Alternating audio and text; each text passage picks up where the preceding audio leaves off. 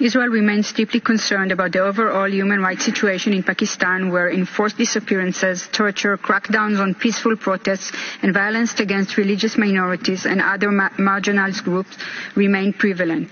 In this regard, Israel is disappointed that all its recommendations were made during the Pakistan's fourth review were noted.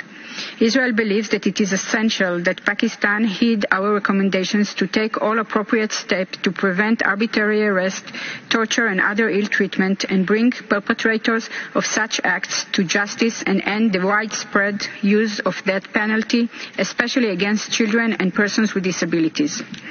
Israel also urges Pakistan to decriminalize same-sex activities in accordance with international human rights standards and to adopt comprehensive anti-discrimination legislation that addresses discrimination, including based on sexual orientation and gender identity.